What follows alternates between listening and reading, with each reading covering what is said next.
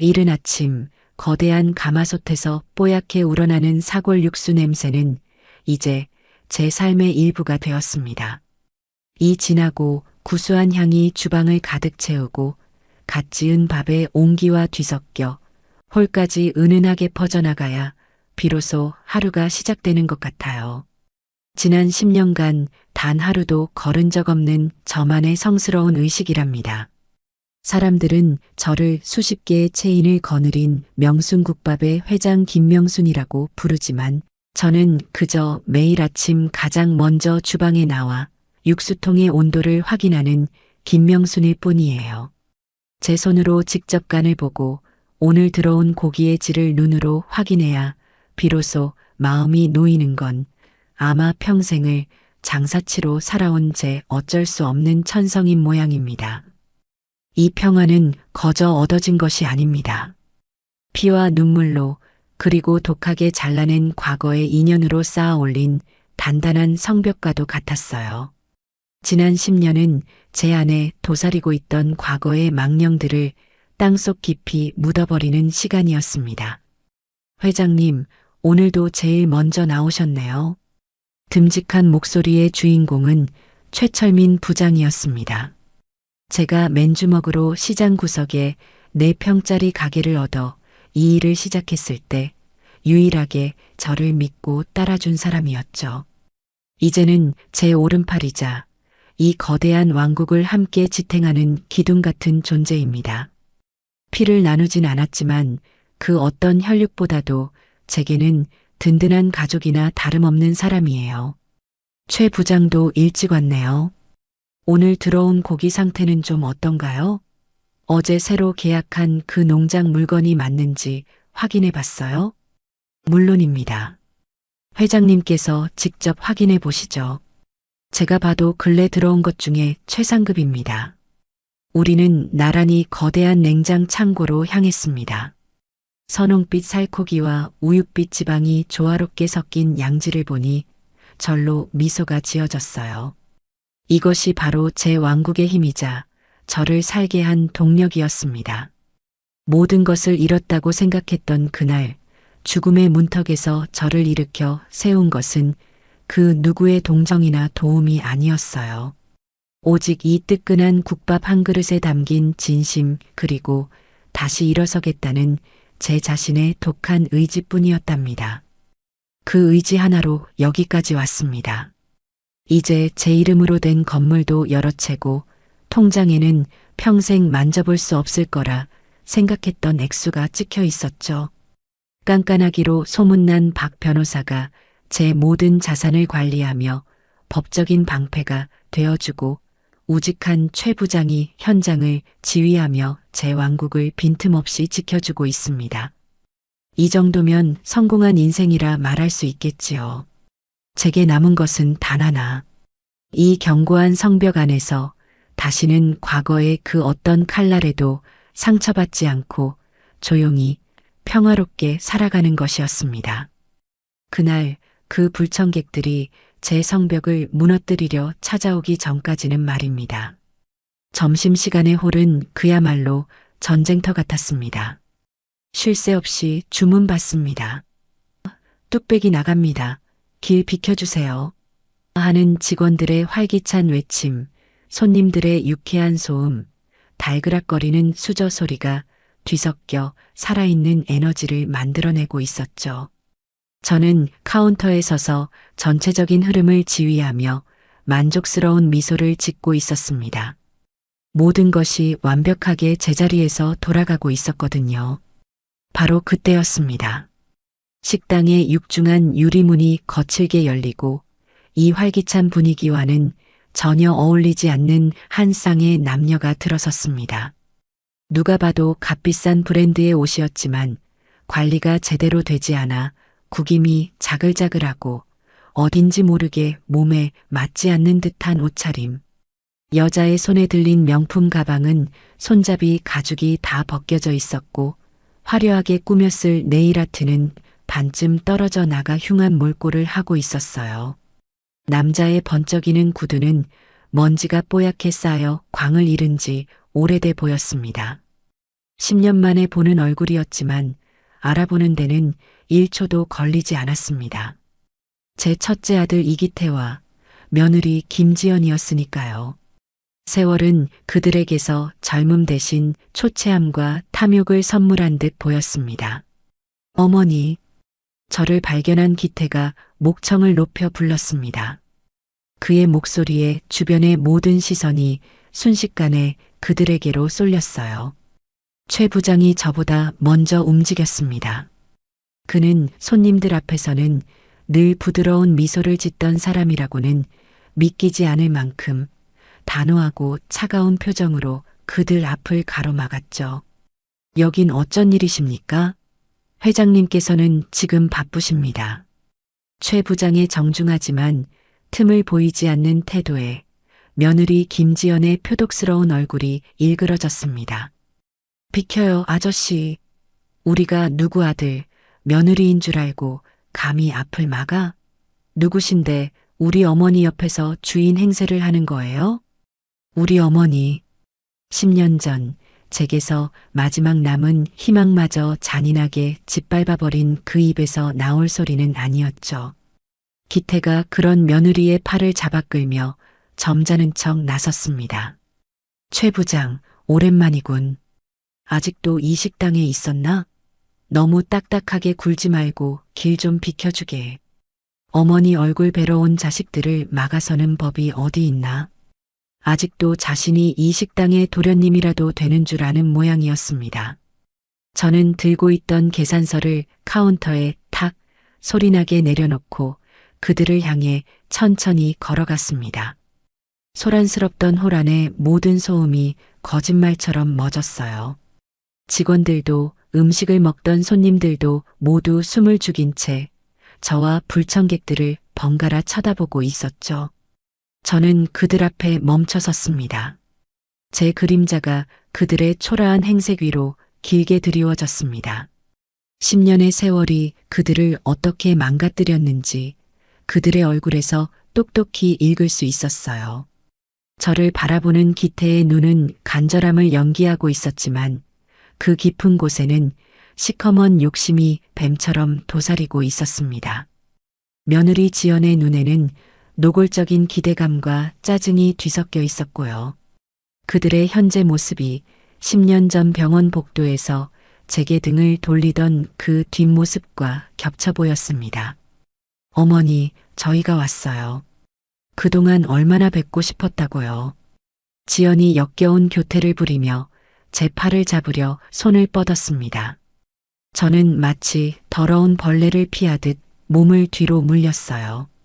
제 노골적인 거부에 지연의 얼굴이 순간 굳어지는 것을 놓치지 않았습니다. 어머니, 저희가 정말 잘못했어요. 저희가 어리고 철이 없어서 그랬습니다. 제발 용서해 주세요. 기태가 다짜고짜 바닥에 무릎을 꿇었습니다. 지연도 마지못해 남편 옆에 따라 무릎을 꿇더군요. 손님들 사이에서 나지막한 탄성이 터져나왔습니다. 자식이 부모에게 무릎 꿇고 용서를 비는 장면은 그 내막을 모르는 사람들에게는 충분히 감동적인 그림일 테니까요. 하지만 제 심장은 얼음장처럼 차갑게 식어 있었습니다. 제 머릿속에는 10년 전 수술실 앞에서 그들이 제게 내뱉었던 악담들이 생생하게 되살아나고 있었거든요. 그들의 말 한마디 한마디가 제 가슴에 박은 대못은 10년이 지난 지금도 여전히 녹슬지 않은 채 남아 있었습니다. 저는 차갑게 식은 눈으로 무릎 꿇은 두 사람을 내려다보았습니다. 여기가 어디라고 감히 발을 들여놓는 것이냐. 제 목소리는 분노도 슬픔도 담겨 있지 않았어요. 그저 메마르고 차가웠죠. 아닙니다, 어머니. 저희 정말 어머니가 보고 싶어서. 닥쳐라. 저는 기태의 말을 단칼에 잘랐습니다. 너희들의 그 더러운 입으로 어머니라 부르지 마라. 너희들을 보니 애써 끓인 이 귀한 국밥이 다 오염되는 기분이구나. 제 직설적인 말에 두 사람의 얼굴이 새하얗게 질렸습니다. 주변 손님들도 수군거리기 시작했어요. 상황이 자기들 생각대로 돌아가지 않자 지연이 악에 받친 목소리로 소리쳤습니다. 어머니, 어떻게 저희한테 그런 말씀을 하세요? 저희가 그래도 어머니 자식이잖아요. 저희가 이렇게 무릎까지 꿇고 빌고 있는데 기가 막혀서 헛웃음이 나왔습니다. 자식된 도리를 내팽개친 것들이 이제 와서 자식이라는 권리를 주장하고 있었어요. 자식? 내 기억엔 없는데. 내 자식들은 10년 전 가장 추운 날 가장 아픈 어미를 버리고 떠난 그 순간 이미 내 손으로 묻었다. 저는 더 이상 그들의 역겨운 얼굴을 마주하고 싶지 않았습니다. 저들의 존재 자체가 제 평화를 깨뜨리고 제가 애써 쌓아 올린 모든 것을 더럽히는 기분이었어요. 저는 최 부장을 향해 고개를 돌렸습니다. 그의 눈에는 이미 제 뜻을 읽었다는 듯 단호한 빛이 서려 있었습니다. 최 부장, 예, 회장님, 소금 가져와요. 저 더러운 것들 들어온 길에 깨끗하게 뿌려서 내보내. 다시는 이 신성한 국밥집 문턱을 넘지 못하게 하세요. 소금. 그 상징적인 단어에 지연의 눈이 독하게 치켜 올라갔습니다. 뭐라고요? 어머니, 지금 저희한테 소금을 뿌리시겠다고요? 저희는 짐승이 아니에요. 짐승에게도 미안한 소리로구나. 짐승만도 못한 것들. 당장 끌어내. 제 불호령에 최 부장과 다른 남자 직원들이 두 사람의 양팔을 붙잡았습니다. 기태와 지연은 발버둥 치며 악을 썼어요. 이거나 사람 살려. 어머니, 이러시면 안 돼요. 저희 이대로 쫓겨나면 정말 갈 데가 없단 말이에요. 어머니, 후회하실 거예요. 이렇게 매정하게 굴면 천벌 받는다고요. 두고 보세요. 그들의 마지막 발악은 처절하기보다 추했습니다. 저는 그 추한 꼴을 끝까지 지켜보았습니다. 직원들의 손에 질질 끌려나가며 내뱉는 저주 섞인 고함이 식당 안에 메아리 쳤지만 제 마음은 놀랍도록 평온했어요. 소란이 끝나고 저는 직원들에게 아무 일 없었다는 듯 영업을 계속하라고 지시했습니다. 하지만 알고 있었어요. 이것은 끝이 아니라 시작이라는 것을요. 10년간 잠들어 있던 악연의 고리가 다시 움직이기 시작했습니다. 굶주린 하이에나처럼 제 재산을 노리고 나타난 저것들을 저는 절대로 용서할 생각이 없었습니다. 오히려 잘 왔다는 생각까지 들었어요. 너희들이 내 눈앞에 나타나 주지 않았다면 내 이 지긋지긋한 한을 어디에 풀 수 있었을까? 너희들이 제 발로 걸어 들어온 이 지옥에서 내가 어떤 악기가 되는지 똑똑히 보여주마. 저는 차갑게 식은 찻잔을 바라보며 조용히 칼을 갈기 시작했습니다. 전쟁은 이제 막 시작되었을 뿐이니까요. 첫째 아들 부부를 그렇게 내보낸 밤, 저는 오랜만에 깊은 잠을 이루지 못했습니다. 닫아두었던 과거의 문이 삐걱거리며 열리는 소리가 들리는 듯 했어요. 10년. 강산이 한 번 변한다는 그 긴 시간 동안 저는 의식적으로 그날의 기억을 뇌 한 구석에 밀어넣고 자물쇠를 채워두었습니다. 그 기억을 꺼내드는 순간 제가 애써 이룩한 평화가 모래성처럼 무너져 내릴 것만 같았거든요. 하지만 그들의 등장은 제 의지와는 상관없이 단단했던 자물쇠를 부숴버렸습니다. 눈을 감자 지독한 소독약 냄새가 코를 찔렀습니다. 차가운 공기가 흐르는 병원 복도. 저는 초조하게 수술 동의서를 손에 쥔 채 서 있었어요. 의사는 제게 위암이기라는 청천벽력 같은 소식을 전하며 당장 수술 날짜를 잡아야 한다고 했습니다. 눈앞이 캄캄했죠. 평생 남편 없이 자식 둘만 바라보며 시장에서 나무를 팔아 키웠습니다. 제 손을 거치지 않은 돈은 없었고 제 몸을 아끼지 않은 날이 없었어요. 그렇게 키운 자식들이었는데 이제는 어엿하게 장가도 가고 번듯한 직장도 다니고 있었기에 의지하고 싶은 마음이 드는 건 어쩔 수 없었나 봅니다. 가장 먼저 첫째 기태에게 전화를 걸었습니다. 당시 기태는 작은 무역회사를 운영하며 한창 잘 나간다고 뻐기고 다닐 때였어요. 엄마. 웬일이야? 나 지금 바쁜데. 수화기 너머로 들려오는 아들의 목소리는 건조하고 귀찮음이 가득했습니다. 저는 떨리는 목소리로 제 상태를 설명했어요. 기태야, 엄마가 암이란다. 수술해야 한대. 근데 수술비가 너무 커서. 뭐? 암? 아이, 재수없게 왜 그런 소리를 해? 그래서 나더러 어쩌라고? 나도 지금 회사 자금 사정이 안 좋아서 죽겠어. 그리고 엄마가 나한테 해준 게 뭐가 있다고 이제 와서 돈 타령이야. 순간 귀를 의심했습니다. 내가 해준 게 뭐가 있냐니. 고사리 같은 손으로 나물 상자를 나르던 아이, 첫 월급을 타서 빨간 내복을 사오던 아이는 어디로 가고 전화기 저편에는 차가운 괴물만이 남아 있었습니다. 충격으로 아무 말도 못하는 제게 기태는 짜증 섞인 목소리로 말을 이었습니다. 알아서 해. 그리고 당분간 전화하지 마. 회사에 안 좋은 기운 뻗치겠다. 전화는 그렇게 일방적으로 끊겼습니다. 저는 한동안 멍하니 수화기만 들고 서 있었어요. 볼을 타고 흐르는 것이 눈물인지 뭔지도 모를 지경이었죠. 잠시 후 저는 며느리인 지연에게 전화를 걸었습니다. 아들보다는 며느리가 그래도 같은 여자니까 내 마음을 조금은 알아주지 않을까 하는 신락 같은 희망 때문이었어요. 그 희망은 곧 산산조각이 났지만요. 어머님, 이 시간에 웬일이세요? 저 지금 백화점인데. 들뜬 목소리. 제 상황을 이야기하자 지연의 목소리는 순식간에 180도 바뀌었습니다. 네, 암이요? 어머, 어떡해. 근데 저희도 힘들어요, 어머님. 기태 씨 사업도 요즘 어렵고 애들 학원비에 뭐에 돈 들어갈 때가 한두 군데가 아니에요. 저희한테 손 벌릴 생각은 마세요. 기가 막혔습니다.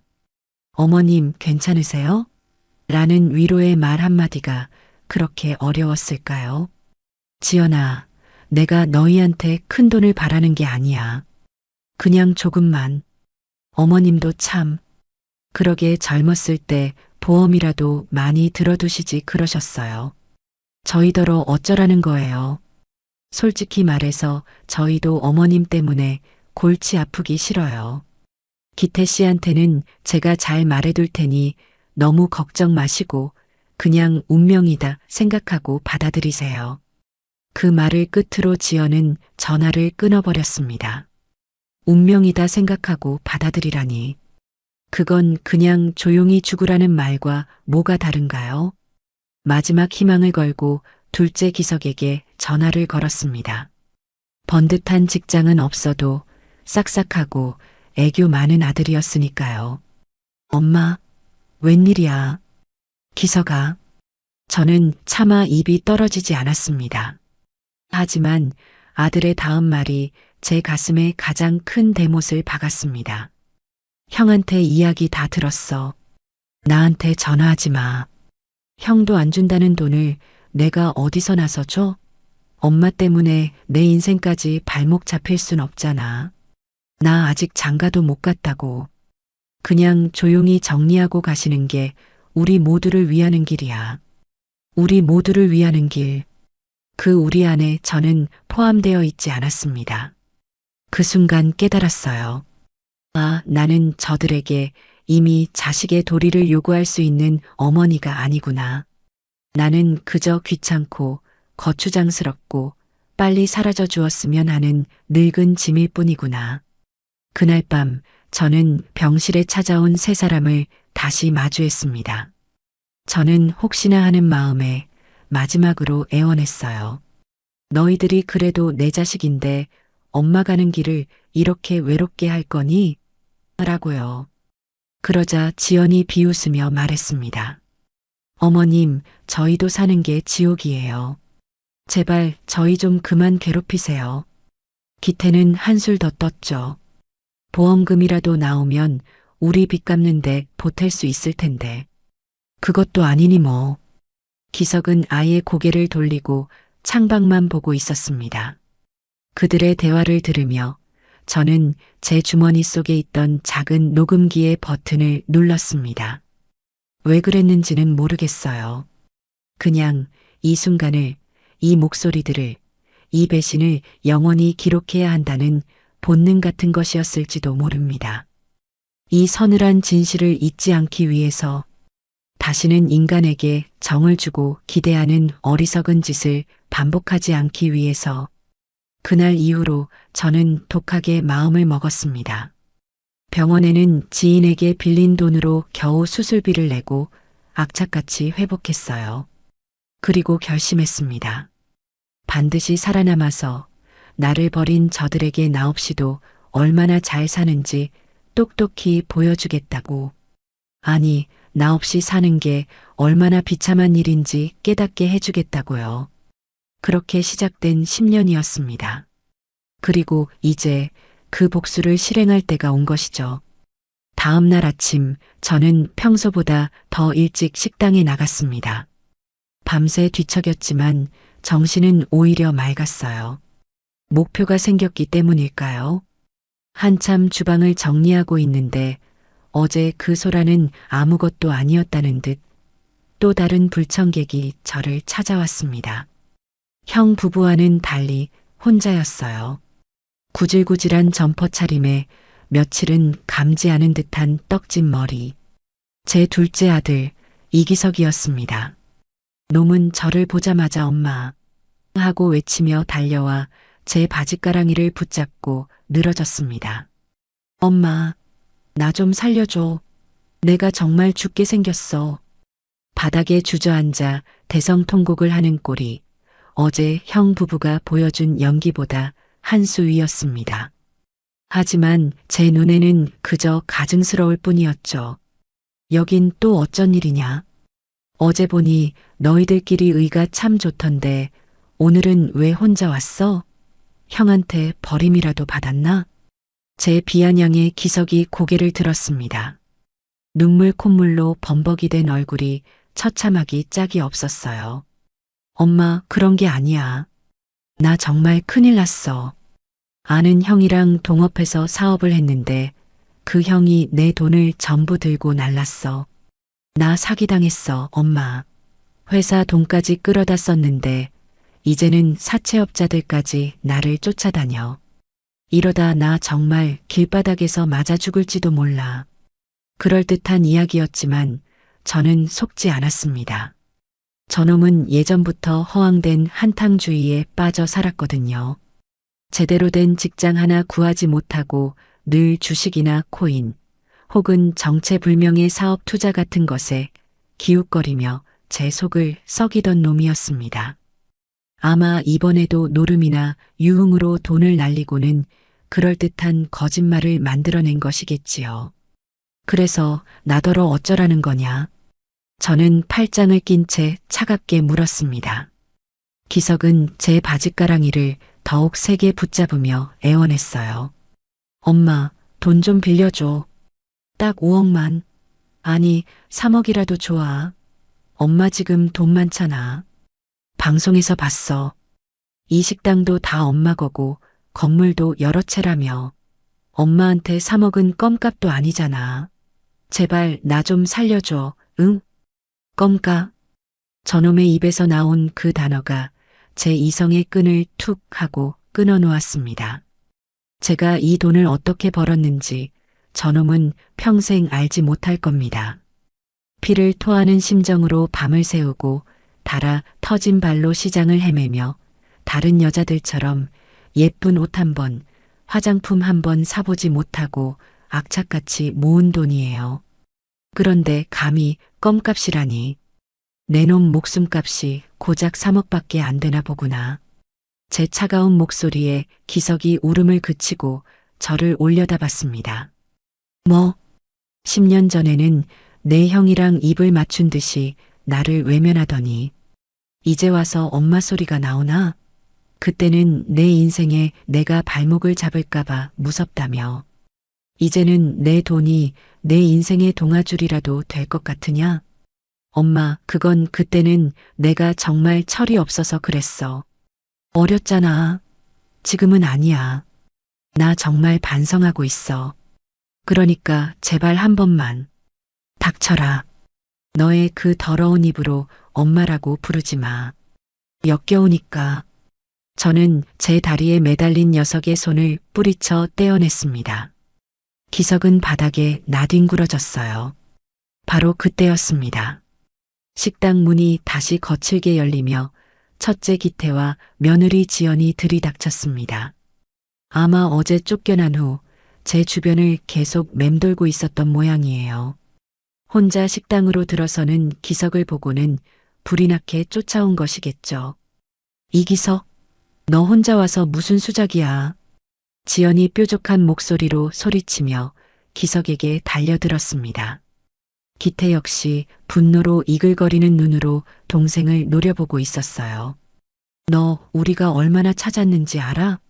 혼자 엄마한테 와서 돈이라도 받아낼 생각이었어? 이 배신자 같은 놈. 기태가 바닥에 넘어져 있는 기석의 멱살을 잡아 일으켰습니다. 기석도 지지 않고 형의 손을 뿌리치며 악을 썼어요. 배신? 형이야말로 사업 말아먹고 엄마 등골 빼먹으려고 온 거잖아. 형수님이 사치 부리는 것만 좀 줄였어도 이 지경은 안 됐어. 뭐? 이 미친놈이 지금 뭐라고 했어?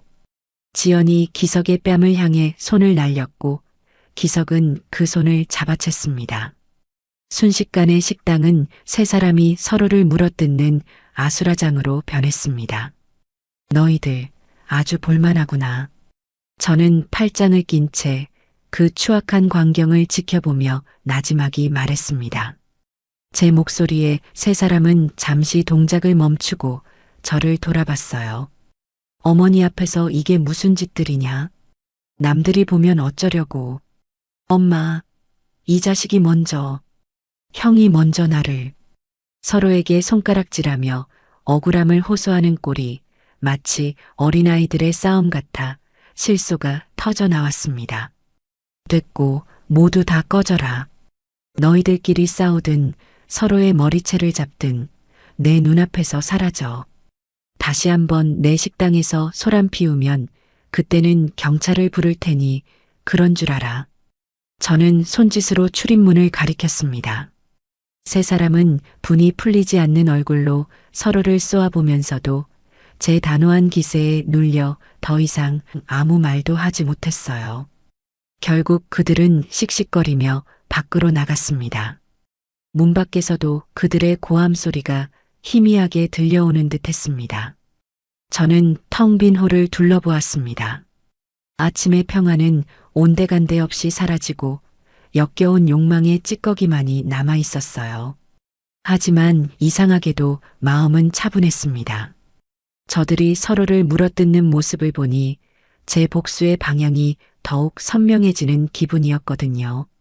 그래, 너희들은 절대 하나가 될 수 없지. 너희들의 탐욕이 바로 너희를 파멸시킬 가장 강력한 무기가 될 테니까. 그날 이후 제 자식이라는 것들은 작전을 바꾼 모양이었습니다. 개별적으로 저를 찾아와 읍소하는 방식이 통하지 않자 그들은 대중을 자신들의 편으로 끌어들이는 아주 영악하고도 비열한 방법을 선택했어요.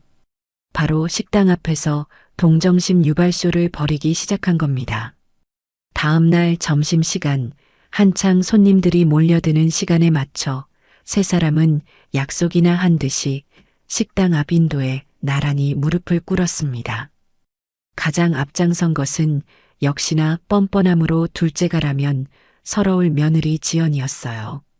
그녀는 불효자식들을 용서해 주십시오라고 삐뚤빼뚤하게 쓴 피켓을 목에 걸고 마치 드라마 속 비련의 여주인공처럼 소리내어 울기 시작했습니다. 기태와 기석도 그 옆에서 고개를 푹 숙인 채 죄인 행세를 하고 있었죠. 그들의 갑작스러운 퍼포먼스에 지나가던 사람들의 발길이 멈췄습니다. 손님들은 식당에 들어오려다 말고 수군거리기 시작했어요. 어머, 저 사람들 봐. 무슨 일이야? 저기가 그 유명한 명순 국밥집 아냐? 저 할머니가 회장이라던데 자식들한테 엄청 모질게 구나 봐. 아무리 그래도 자식들이 저렇게 무릎까지 꿇었는데 너무하네. 돈이 많으면 뭐해. 피도 눈물도 없는데. 사람들의 동정 어린 시선은 순식간에 저를 향한 비난의 화살이 되어 날아왔습니다. 최 부장은 안절부절 못하며 제게 다가와 말했어요. 회장님, 저러다 영업에 지장이 생기겠습니다. 경찰에 신고해서 쫓아내는 게 어떻겠습니까? 아니요, 최 부장. 그냥 둬요. 저는 창밖의 광경을 가만히 지켜보며 말했습니다. 경찰을 불러도 소용없을 겁니다. 저들은 주먹질을 하는 것도 아니고 길을 막는 것도 아니에요. 그저 사죄를 하고 있을 뿐이니 경찰도 강제로 해산시킬 명분이 없어요. 오히려 우리가 경찰을 부르면 인정머리 없는 악독한 부모라는 이미지만 더 강해질 뿐이죠. 제 말에 최 부장은 답답한 듯 한숨을 내쉬었습니다. 며칠 동안 쇼는 계속되었어요. 처음에는 어색해하던 기태와 기석도 점차 사람들의 시선에 익숙해졌는지 제법 그럴듯하게 불쌍한 표정을 지어 보이기 시작했습니다. 심지어 어떤 사람들은 그들에게 따뜻한 음료를 건네며 위로하기도 했어요. 인터넷 지역 커뮤니티에는 피도 눈물도 없는 국밥집 회장이라는 제목의 글이 올라오기 시작했습니다. 내용은 보나 마나 뻔했죠. 성공에 눈이 멀어 병든 자식들을 외면하는 비정한 어머니. 댓글에는 저를 향한 원색적인 비난이 가득했습니다. 매출이 눈에 띄게 줄기 시작했습니다. 단골 손님들마저 저를 보는 눈빛이 예전 같지 않았어요. 직원들도 술렁이기 시작했고요. 하지만 저는 조금도 흔들리지 않았습니다. 오히려 그들의 연극이 클라이맥스를 향해 갈수록 제 복수 계획은 더욱 정교하게 다듬어지고 있었으니까요. 며느리 지연은 거기서 멈추지 않았습니다. 대중을 상대로 한 연극만으로는 부족하다고 생각했는지 이번에는 저를 개인적으로 공략해 왔어요. 그날은 제가 하루 종일 본사에서 회의를 마치고 늦은 밤 피곤한 몸을 이끌고 지하 주차장으로 내려갔을 때였습니다.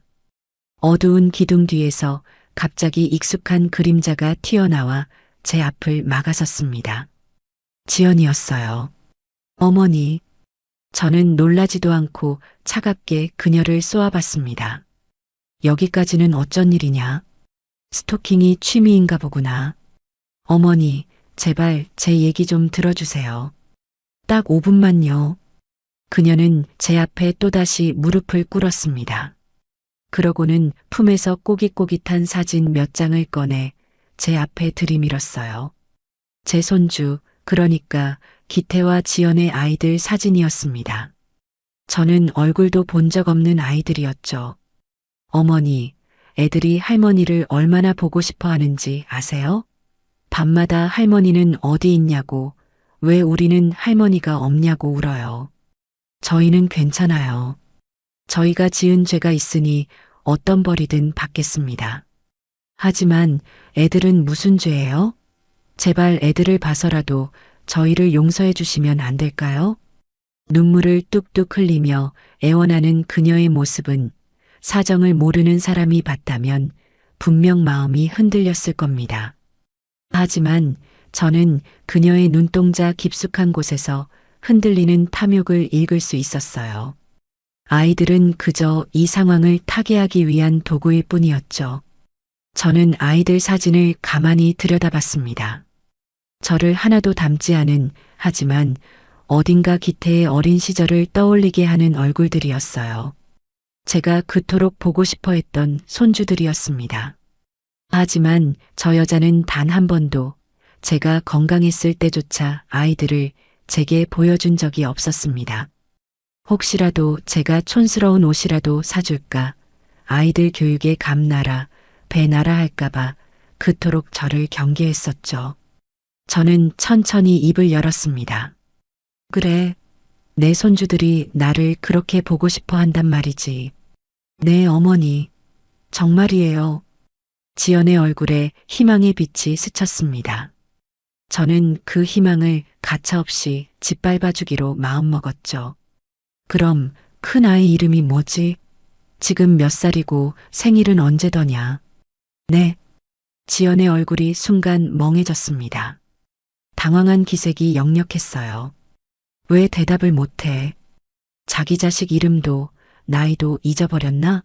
나를 보고 싶어 밤마다 온다는 아이의 생일 하나 기억 못하는 엄마가 세상에 어디 있냔 말이다. 아, 아니, 그게 갑자기 물어보시니까. 그녀는 말을 더듬으며 시선을 피했습니다.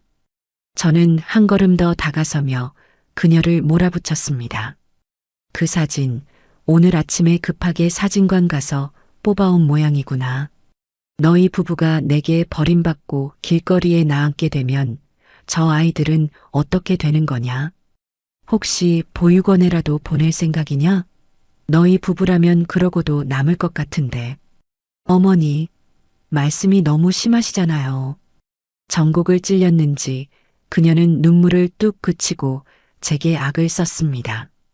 연기가 더 이상 통하지 않자 본색을 드러낸 것이죠. 너희들이 내게 했던 짓에 비하면 이 정도는 아무것도 아니지. 아이들을 방패 삼아 내 탐욕을 채우려는 그 더러운 속셈, 당장 집어치워라. 그리고 다시 한번 내 눈앞에 나타나면 그때는 정말 가만두지 않을 것이다. 저는 그녀를 밀치고 차에 올랐습니다. 백미러를 통해 보니 그녀는 분을 이기지 못해 주차장 바닥에 주저앉아 발을 동동 구르고 있었어요. 그 모습을 보니 오히려 마음이 후련해졌습니다.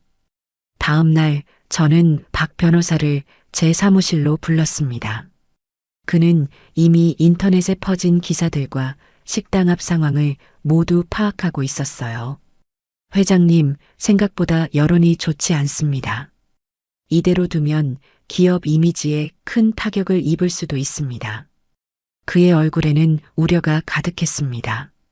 저는 의자에 깊숙이 등을 기댄 채 태연하게 말했어요. 알고 있습니다. 그래서 이제 저도 답을 좀 해야겠어요. 답이라니요? 설마 정말 그들의 요구를 들어주실 생각은 아니시겠죠?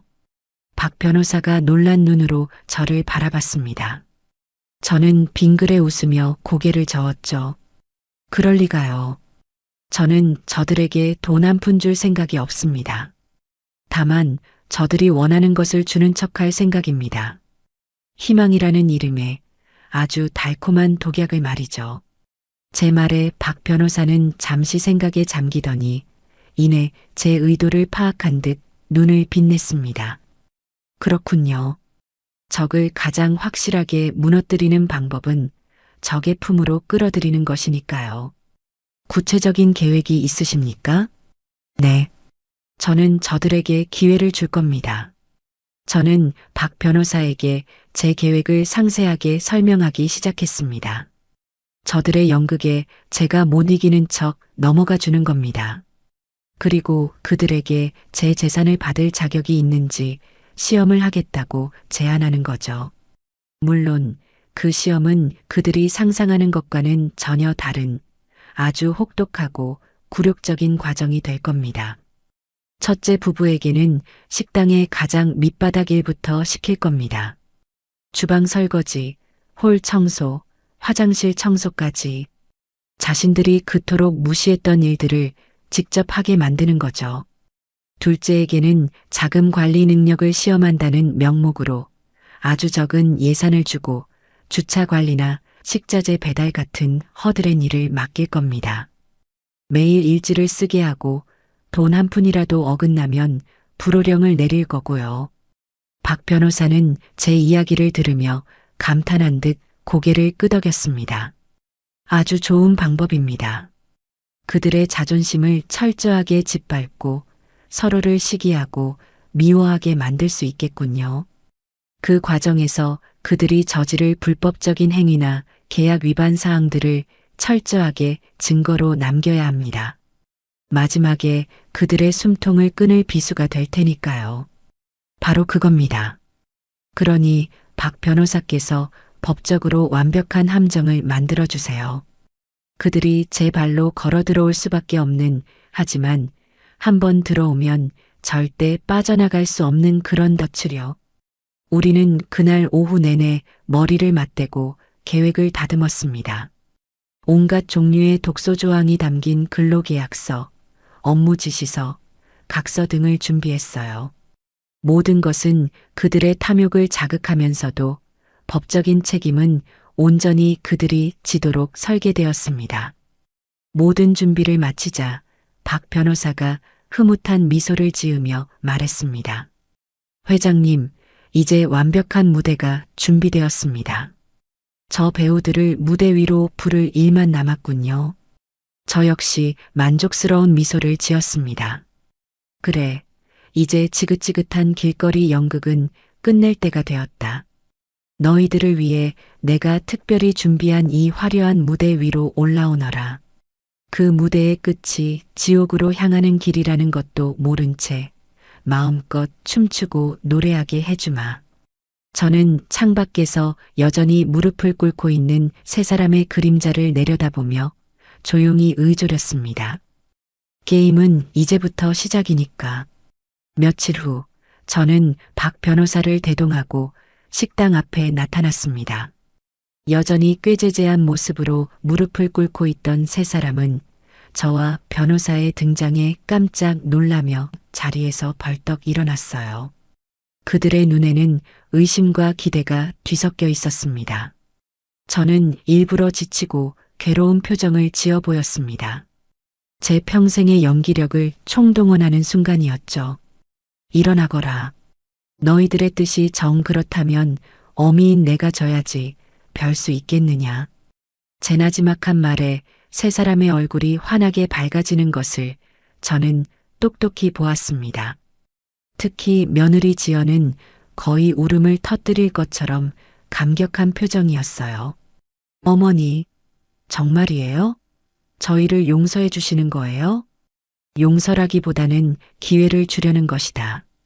저는 사무실로 자리를 옮겨 그들을 마주 앉혔습니다. 박 변호사는 제 옆에서 굳은 표정으로 서류 가방을 들고 서 있었죠. 너희들이 내 재산을 탐내고 있다는 것쯤은 잘 안다. 하지만 이 모든 것은 내가 피땀 흘려 이룬 것이다. 너희처럼 무책임하고 뻔뻔한 것들에게 거저줄 수는 없어. 제 말에 그들의 표정이 다시 어두워졌습니다. 저는 그들의 마음을 들었다 놨다 하며 서서히 덫으로 끌어당겼습니다. 그래서 너희에게 증명할 기회를 주겠다. 너희가 정말 과거를 반성하고 내 재산을 맡을 만한 자격이 있는 인간이라는 것을 스스로 증명해 보여라. 만약 내 마음에 들게 시험을 통과한다면 그때는 너희가 원하는 것을 주마. 너희가 원하는 것. 그 모호하지만 달콤한 말에 세 사람은 서로의 눈치를 보며 침을 꿀꺽 삼켰습니다. 저희가 뭘 하면 될까요, 어머니? 뭐든지 다 하겠습니다. 가장 먼저 기태가 의욕에 찬 목소리로 물었습니다. 저는 기다렸다는 듯이 준비한 과제를 내려주었죠. 너 이기태, 그리고 내 아내 김지연. 저는 첫째 부부를 번갈아 쳐다보며 말했습니다. 너희 둘은 내일부터 당장 이 식당 본점으로 출근해라.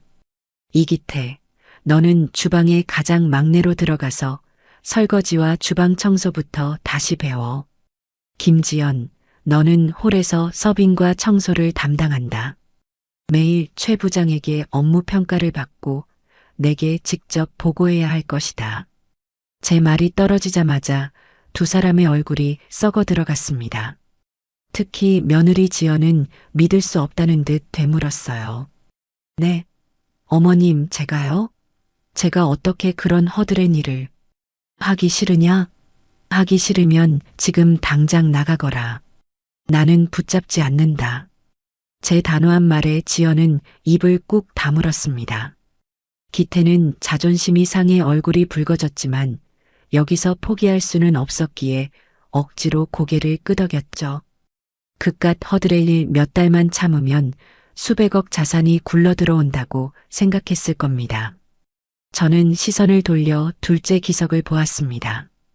이기석, 너는 내가 사업을 말아먹고 사기를 당했다고 했지. 돈을 다루는 기본이 안 되어 있다는 뜻이다. 그러니 너에게는 자금 관리 능력을 시험하겠다. 자금 관리요? 그럼 저한테 회사를 하나 차려주시는 거예요? 기석의 눈이 반짝였습니다. 저는 속으로 비웃으며 고개를 저었죠. 꿈도 크구나.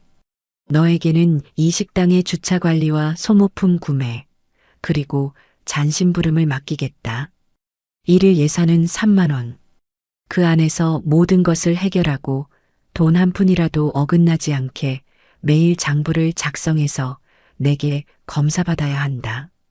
할 수 있겠느냐? 네. 3만 원으로 뭘? 못하겠으면 너도 나가거라. 결국 세 사람은 모두 제 제안을 받아들일 수밖에 없었습니다. 박 변호사는 그들에게 법적으로 완벽하게 조작된 근로계약서를 내밀었습니다. 계약서에는 업무 기간 중 회사에 손해를 끼칠 시 모든 민형사상 책임을 진다. 회사의 명예를 실추시키는 행위를 할 경우 막대한 금액의 위약금을 배상한다는 등 그들에게만 불리한 독소 조항들이 깨알 같은 글씨로 적혀 있었죠. 하지만 재산 상속이라는 달콤한 꿈에 부푼 세 사람은 계약서의 내용을 제대로 읽어보지도 않고 서둘러 서명했습니다. 덫의 입구가 그들 뒤에서 조용히 닫히는 순간이었습니다. 다음 날부터 지옥 같은 그들의 수습 기간이 시작되었습니다. 첫날부터 주방에 들어간 기태는 그야말로 혼이 쏙 빠지는 듯 보였어요. 쉴 새 없이 밀려드는 그릇 더미 앞에서 그는 땀을 뻘뻘 흘리며 허둥댔습니다. 뜨거운 물에 손이 부러뜨고 주방 아주머니들의 구박을 받으며 평생 해본 적 없는 설거지를 하는 그의 모습은 처량하기 짝이 없었죠. 최 부장은 일부러 더 혹독하게 그를 다그쳤습니다. 이기태 씨, 그릇에 아직도 고춧가루가 묻어 있잖아. 똑바로 안 해? 손님상에 이따위로 나갈 셈이야?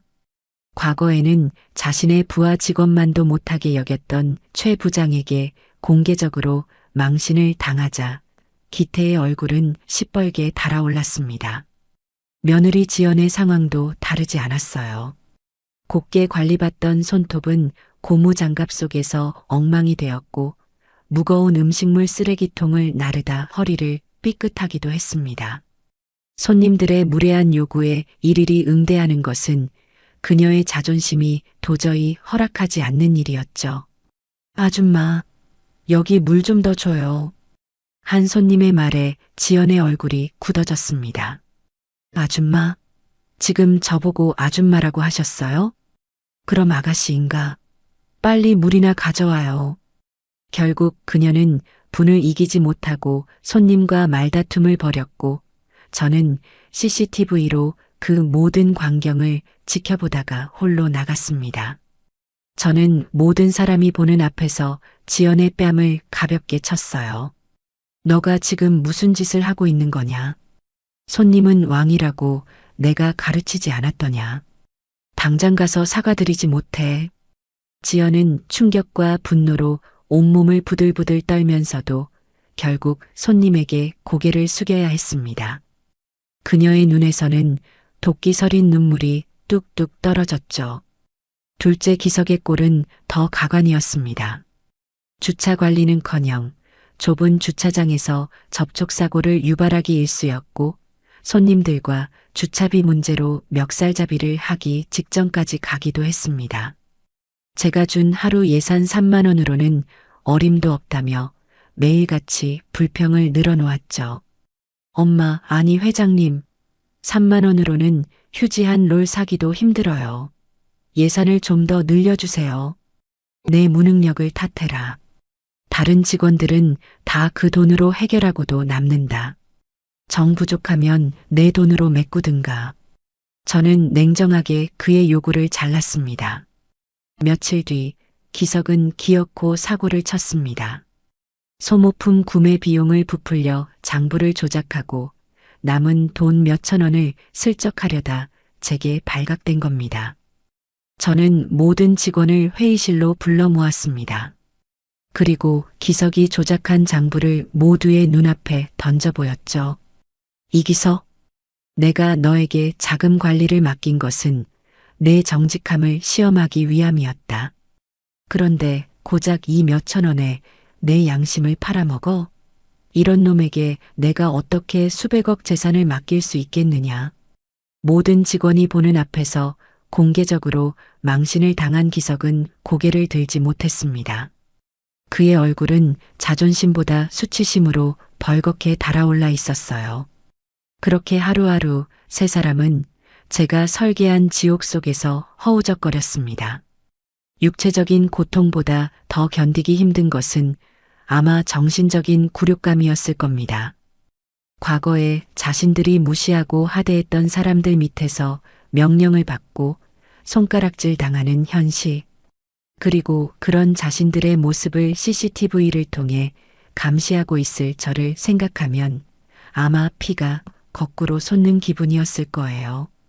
하지만 그들은 포기하지 않았습니다. 이 굴욕적인 시간만 버티면 장밋빛 미래가 펼쳐질 것이라는 헛된 희망이 그들을 쇠사슬처럼 올가매고 있었기 때문이죠. 저는 제 사무실 의자에 편안히 앉아 CCTV 화면 속에서 아웅다웅하는 그들을 지켜보았습니다. 화면 속 그들은 마치 잘 짜인 연극 무대 위의 광대들 같았어요. 저는 가장 좋은 VIP석에 앉아 그들의 슬프고도 우스꽝스러운 연극을 관람하는 유일한 관객이었습니다. 그리고 이 연극의 마지막 장이 어떻게 끝날지 아는 것도 저 하나뿐이었죠. 입가에 저절로 차가운 미소가 번졌습니다. 아직 너희들이 맛봐야 할 진짜 지옥은 시작도 하지 않았단다. 제가 짜놓은 각본 위에서 세 명의 광대는 하루하루 충실하게 자신들의 역할을 수행했습니다. 그들의 굴욕은 날이 갈수록 깊어졌고 제 마음속의 차가운 만족감 역시 그에 비례하여 커져만 갔어요. 저는 매일 아침 사무실에 앉아 여러 각도로 분할된 CCTV 화면을 통해 그들의 일거수일투족을 지켜보는 것으로 하루를 시작했습니다. 그것은 이제 제게 가장 흥미로운 드라마 시청 시간이 되었죠. 첫째 아들 이기태는 이제 주방의 공공의 적이자 짐으로 전락했습니다. 처음 며칠간은 그래도 과거에 작은 회사나마 운영했던 대표였다는 헛된 자존심을 지키려 애쓰는 듯 보였어요. 하지만 그 자존심은 육체적 고된과 반복되는 모욕 앞에서 종이장처럼 구겨졌습니다. 사건은 주방의 베테랑인 박 조리장이 휴가를 간 날 터졌습니다. 박 조리장이 없다는 사실에 해방감이라도 느꼈는지 기태는 갑자기 칼을 들고 설치기 시작했어요. 이봐요들, 파 써는 게 뭐 그리 대단하다고. 나도 회사 운영하던 사람이야. 이런 단순 작업은 눈 감고도 하지. 그는 서툰 솜씨로 팔을 썰기 시작했습니다. 아니, 써는 게 아니라 거의 두들겨 패는 수준이었죠. 보다 못한 주방 막내가 조심하셔야 합니다. 그 칼, 박 조리장님이 애지중지하시는 겁니다라고 말렸지만 그는 콧방귀를 뀌었습니다. 결국 그의 오만은 날카로운 칼날 앞에서 비명을 질렀습니다. 아! 하는 소리와 함께 그는 자신의 손가락을 부여잡고 주저앉았어요. 다행히 깊게 베이지는 않았지만 그의 손에서는 피가 뚝뚝 떨어졌고 주방은 순식간에 아수라장이 되었습니다. 그 소란을 듣고 주방으로 내려간 저는 엉망이 된 조리대와 엄살을 부리는 기태를 번갈아 쳐다보며 혀를 찼습니다. 내 놈은 손가락 하나 간수 못해서 이 난리를 피우는 것이냐? 여기가 너의 놀이터인 줄 알아? 당장 눈앞에서 사라져. 오늘 너의 일당은 치료비로 제한다. 기태는 분하고 억울한 표정이었지만 아무 말도 하지 못했습니다. 그 사건 이후 그는 주방에서 완전히 투명 인간 취급을 받기 시작했어요. 며칠 뒤 저는 기태에게 특별한 임무를 주었습니다. 바로 저를 위한 저녁 식사를 직접 준비하라는 것이었죠. 물론 최 부장의 감독하에 말입니다. 기태는 이것이 자신을 시험하고 인정해줄 기회라고 생각했는지 눈을 빛내며 의욕을 보였습니다. 하지만 결과는 처참했어요. 그가 끓인 국은 밍밍하기 짝이 없었고 밥은 3층 밥이 되어 어떤 부분은 타고 어떤 부분은 설익었습니다. 저는 그가 차려온 밥상 앞에 앉아 말없이 숟가락을 들어 국물을 한번 떠먹었습니다. 그리고는 아무 말 없이 숟가락을 내려놓았죠. 그뿐이었습니다. 저는 더 이상 그 음식에 손을 대지 않고 자리에서 일어나 사무실로 올라갔습니다. 어떤 질책이나 꾸중보다 그 침묵이 더 큰 모욕이라는 것을 그는 알았을 겁니다. 제가 남긴 밥상을 망연자실하게 바라보던 그의 뒷모습이 CCTV 화면에 고스란히 잡혔습니다. 그의 시련은 거기서 끝나지 않았어요. 저는 최 부장을 시켜 그에게 식당의 모든 음식물 쓰레기와 폐유, 그리고 화장실의 오물을 처리하는 임무를 맡겼습니다. 한여름 숨막히는 악취가 진동하는 쓰레기 처리장. 시큼한 음식물 찌꺼기와 역한 기름때가 뒤엉킨 그곳에서 과거에는 수백만 원짜리 양복을 입고 골프채를 휘두르던 제 아들은 이제 구역질을 참아가며 더러운 오물을 치우고 있었습니다. 그의 얼굴에는 절망과 자기 혐오가 뒤섞여 있었죠. 그것이 바로 제가 보고 싶었던 그림이었습니다. 며느리 지연의 굴욕은 주로 사람들 앞에서 공개적으로 이루어졌습니다. 그녀의 자존심은 유리처럼 얇고 투명해서 작은 충격에도 쉽게 금이 가고 깨졌거든요. 저는 그녀의 오랜 허영심을 이용하기로 했습니다. 박 변호사를 통해 과거 지연과 어울리던 상류층 부인 몇 명을 식당의 VIP 손님으로 초대했어요. 물론 그들이 지연의 시어머니가 운영하는 식당이라는 사실을 모르게 한 채 말입니다.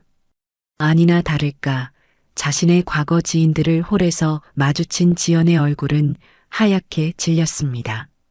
그녀는 어떻게든 그들의 눈을 피하려 했지만 운명의 장난처럼 그 VIP 손님들은 정확히 지연이 담당하는 구역에 자리를 잡았어요.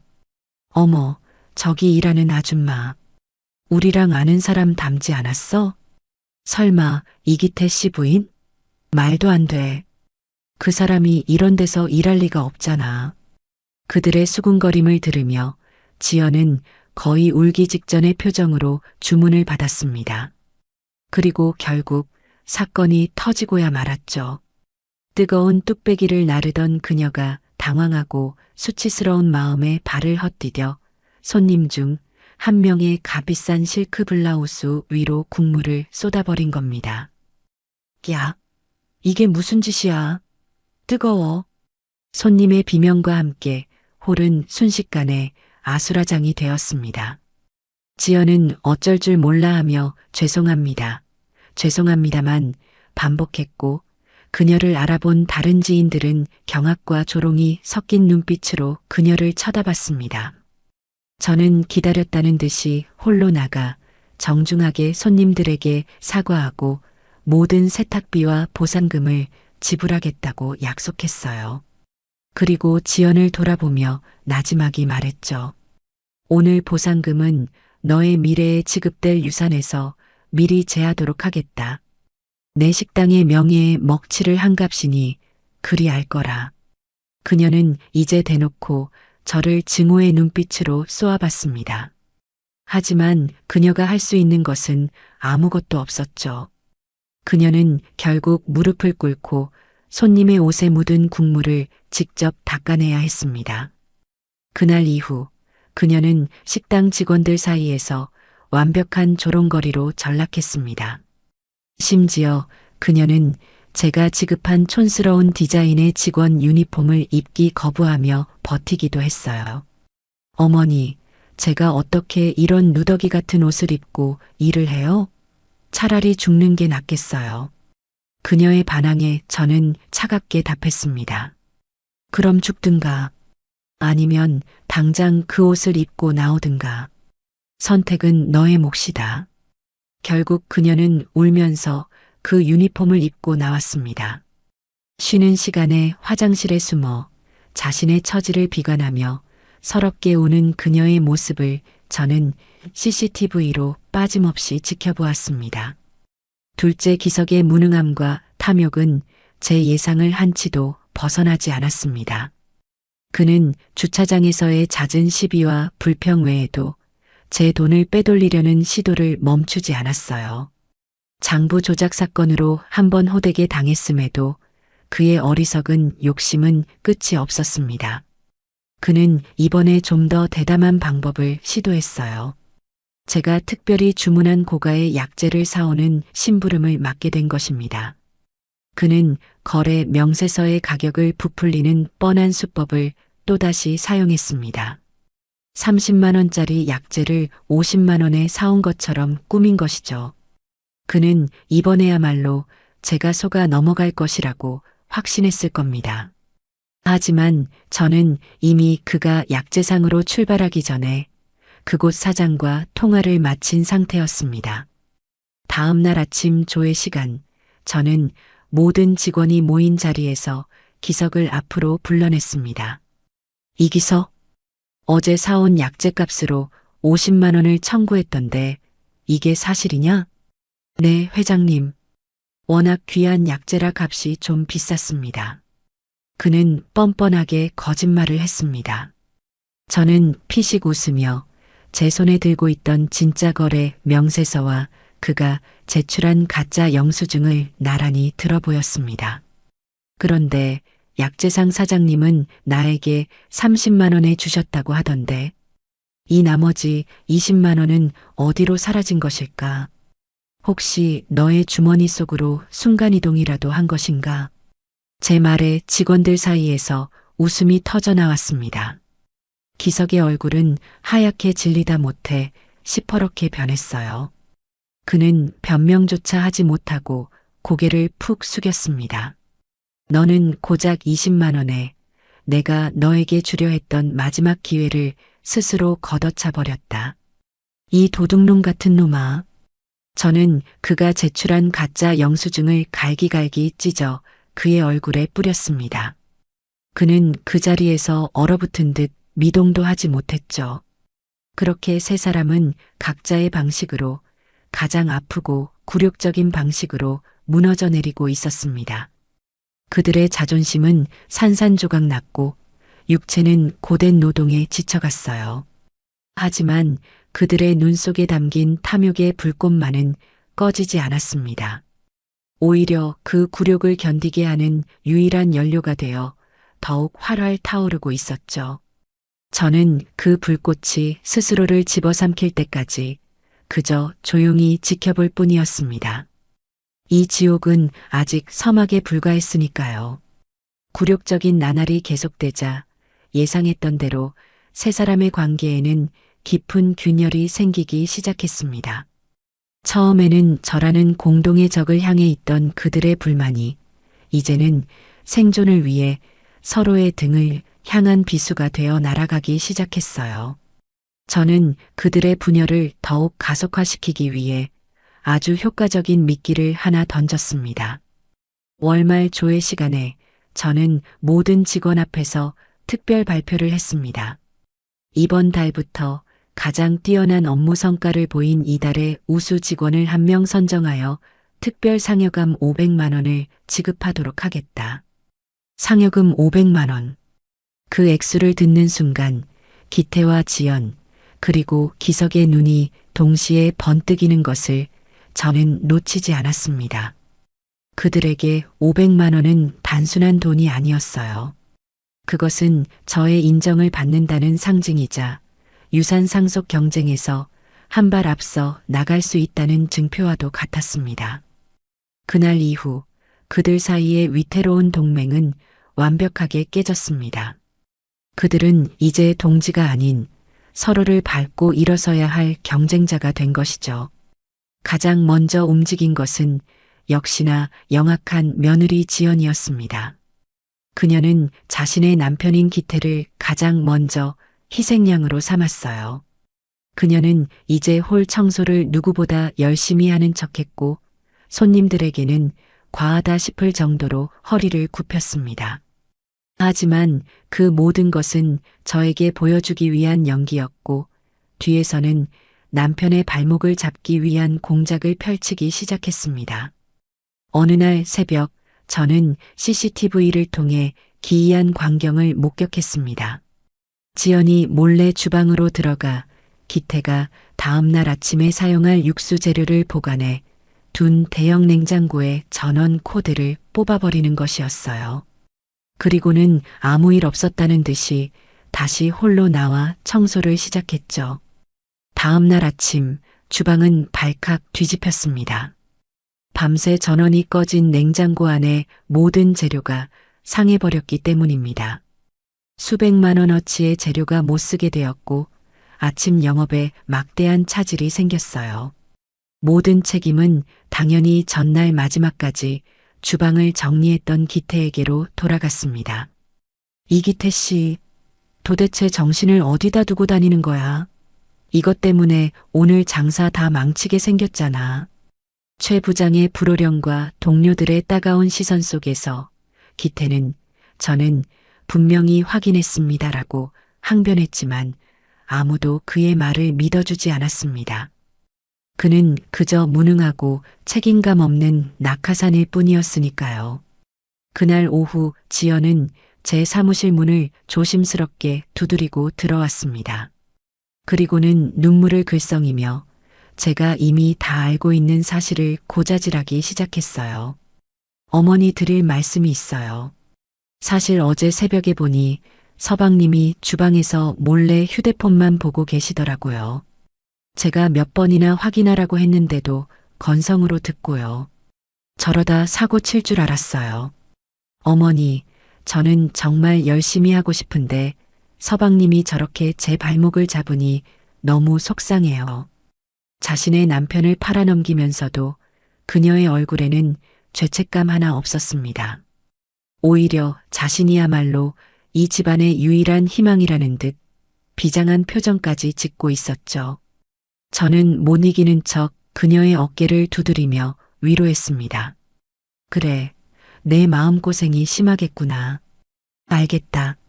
너의 그 충심을 내가 기억해주마.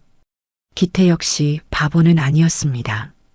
아내의 배신을 눈치챈 그는 자신도 살아남기 위해 방법을 강구해야만 했어요.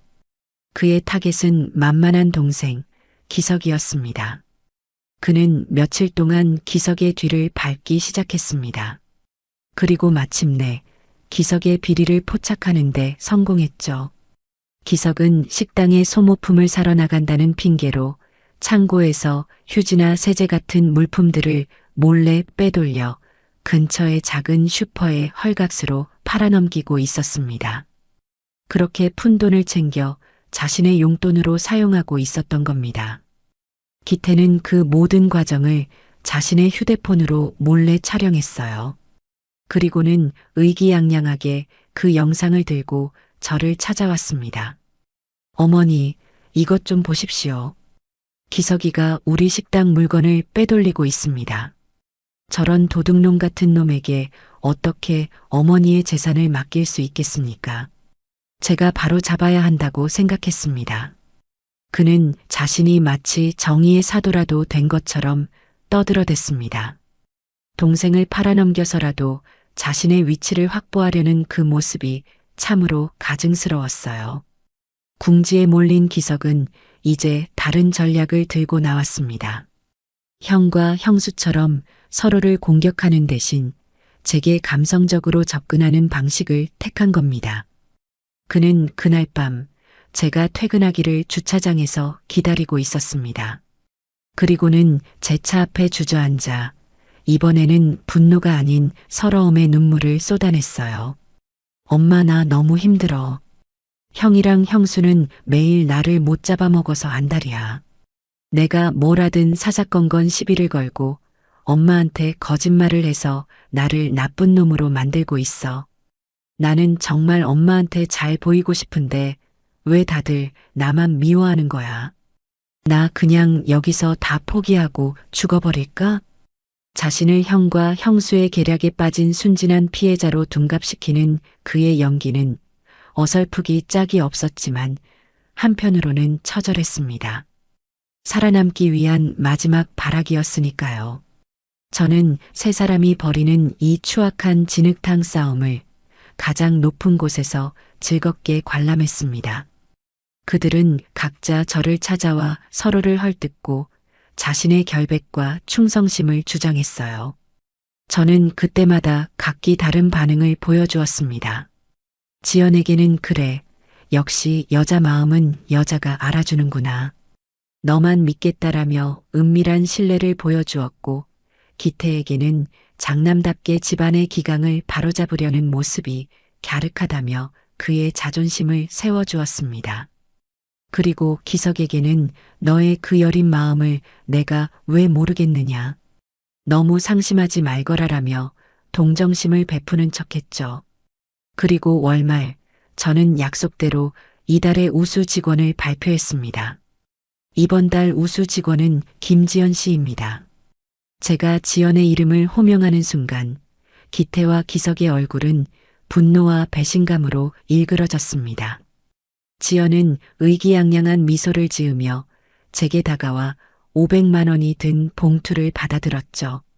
앞으로도 지금처럼 회사의 발전을 저해하는 요소들을 잘 감시하고 보고해 주길 바랍니다. 저는 일부러 모두가 들으라는 듯이 말했습니다. 그 말은 지연에게는 상이었지만 기태와 기석에게는 앞으로 서로를 더 철저히 감시하고 배신하라는 지령과도 같았습니다. 상여금 시상이 끝나고 세 사람은 휴게실에서 또다시 서로의 멱살을 잡을 듯이 싸우기 시작했습니다. 이제 그들 사이에는 최소한의 신뢰나 연대감조차 남아있지 않았어요. 오직 서로를 향한 증오와 의심, 그리고 탐욕만이 들끓고 있었죠. 저는 그 모습을 CCTV로 모두 지켜봤습니다. 2달이라는 시간이 흘렀습니다. 그 시간 동안 세 자식은 제가 만들어 놓은 지옥도 안에서 서로를 핥히고 물어뜯으며 완벽하게 고립되었습니다. 그들의 정신은 피폐해졌고 서로를 향한 불신은 극에 달했죠. 이제 마지막 미끼를 던져 이 지긋지긋한 연극의 마지막 장을 준비할 때가 되었습니다. 저는 박 변호사와 최 부장을 배석시킨 채 세 사람을 제 사무실로 불러 모았습니다. 중대 발표라는 말에 그들은 또 무슨 굴욕을 당할까 긴장하면서도 한편으로는 드디어 올 것이 왔다는 기대감에 찬 얼굴들이었습니다. 저는 일부러 창백한 분장을 하고 기운 없는 목소리로 입을 열었습니다.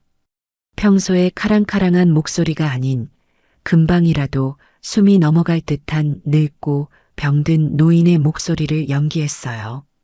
다들 앉거라. 내가 오늘 너희를 부른 것은 이제 모든 것을 정리할 때가 온 것 같아서다. 제 말에 세 사람의 눈이 커졌습니다. 저는 힘겹게 기침을 몇 번 하고는 말을 이었습니다. 지난 2달간 너희들이 일하는 모습을 쭉 지켜봤다. 서로 싸우고 시기하고 어리석은 짓도 많이 했지. 하지만 한편으로는 어떻게든 살아남고 인정받으려 발버둥 치는 모습에서 희망을 보기도 했다. 물론 전부 거짓말이었습니다. 저는 그들에게서 희망이 아닌 인간의 가장 추악한 탐욕만을 보았을 뿐이니까요. 이제 나도 나이가 많고 건강도 예전 같지 않구나. 언제 갑자기 쓰러져도 이상하지 않을 나이지. 그래서 더 늦기 전에 내 평생의 피와 땀이 담긴 이 명순 국밥을 이끌어갈 후계자를 정해야겠다고 마음먹었다. 후계자. 그 마법 같은 단어에 세 사람의 숨소리가 거칠어졌습니다. 그들은 서로를 맹렬하게 쏘아보며 자신이 그 주인공이 될 것이라고 굳게 믿는 듯 보였습니다. 하지만 너희 중 누구 하나를 콕 집어 정하기가 쉽지 않구나. 그래서 마지막 시험을 내리려 한다. 너희 각자가 생각하는 명순 국밥의 미래에 대한 사업 계획안을 일주일 안에 제출해라. 가장 뛰어나고 현실적인 계획을 제시한 사람에게 내 모든 권한과 재산을 물려줄 것이다. 저는 그들에게 마지막 동아줄을 던져주었습니다. 물론 그 끝에는 칼날이 매달려 있었지만 그들은 알지 못했죠. 어머니, 걱정 마십시오. 제가 명순 국밥을 세계적인 브랜드로 만들어 보이겠습니다. 기태가 가장 먼저 흥분해서 외쳤습니다. 어머님, 사업은 남자가 하는 게 아니에요. 저의 섬세함으로 명순 국밥을 대한민국 최고의 프리미엄 브랜드로 만들겠습니다. 지연도 지지 않고 나섰습니다. 엄마, 나는 젊은 감각으로 배달앱이랑 연계해서 돈을 쓸어 담을 수 있어. 기성 역시 허황된 꿈을 떠벌렸습니다. 저는 그들의 가소로운 다짐을 들으며 속으로 차갑게 웃었습니다. 그리고 그들에게 마지막 당부를 했죠. 이번 시험은 너희의 능력을 보는 것이기도 하지만 협동심을 보는 것이기도 하다. 서로 힘을 합쳐 최고의 결과물을 만들어 오너라. 내가 보고 싶은 것은 너희들의 우애 깊은 모습이다. 물론 이 말 역시 그들의 분열을 더욱 부추기기 위한 고도의 심리전이었습니다. 그날부터 일주일간 세 사람은 지옥 같은 시간을 보냈습니다. 처음에는 제 말대로 힘을 합쳐보려는 신용을 하기도 했어요. 식당 구석의 작은 회의실에 모여 앉아 머리를 맞댔지만 30분도 채 지나지 않아 그들의 회의는 고성과 비난이 오가는 난장판으로 변했습니다. 강남의 최고급 한정식 레스토랑을 열자고요? 형수님, 지금 우리 국밥집을 뭘로 보는 거예요? 그건 배신이라고요. 배신? 촌스럽게 국밥만 팔아서 언제 돈 벌래? 시대의 흐름을 읽어야지. 그리고 미국의 프랜차이즈는 무슨 영어나 할 줄 알아? 다들 조용히 해. 내 아이디어가 최고야. 배달앱이랑 독점 계약해서 수수료만 챙기면 앉아서 돈 버는 거라고. 그들의 대화는 단 한 발짝도 앞으로 나아가지 못했습니다. 각자의 탐욕과 허영심이 서로의 발목을 잡고 늘어졌기 때문이죠. 결국 그들은 공동 작업을 포기하고 각자 자신의 계획안을 비밀리에 만들기 시작했습니다. 서로의 아이디어를 훔쳐볼까봐 컴퓨터에는 비밀번호를 걸어 잠갔고 밤에는 자신의 방문을 걸어 잠그고 몰래 보고서를 작성했어요. 그들에게 우애란 개나 줘버릴 단어에 불과했습니다.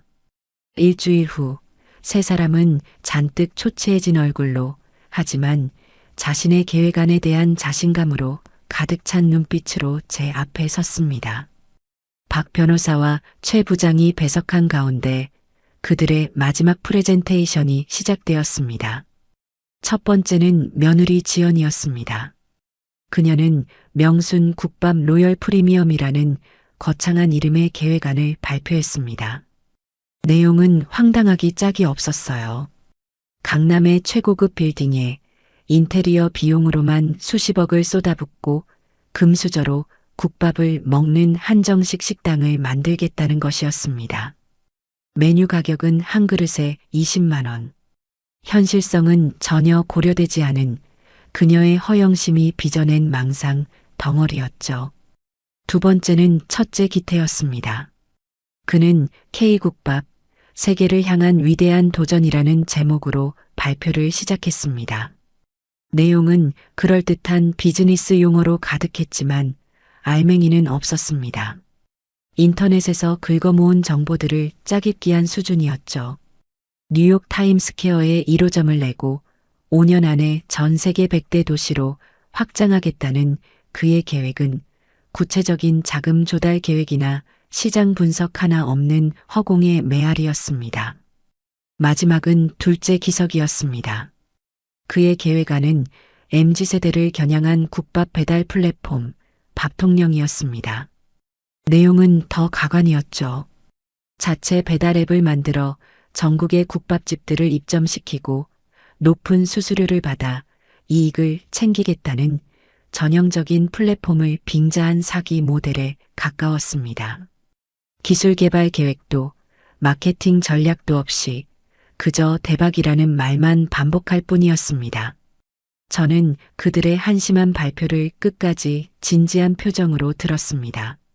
그리고 발표가 모두 끝나자 깊은 한숨을 내쉬며 말했죠. 다들 수고했다. 너희들의 계획 모두 일리가 있구나. 제 칭찬에 세 사람의 얼굴에 희망이 어렸습니다. 지연이의 계획은 우리 브랜드의 가치를 높일 수 있겠고, 기태의 계획은 우리의 꿈을 세계로 펼칠 수 있겠어.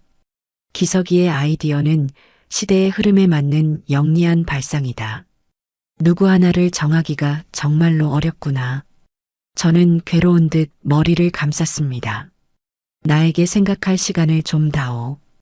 일주일 뒤에 최종 결정을 내리겠다.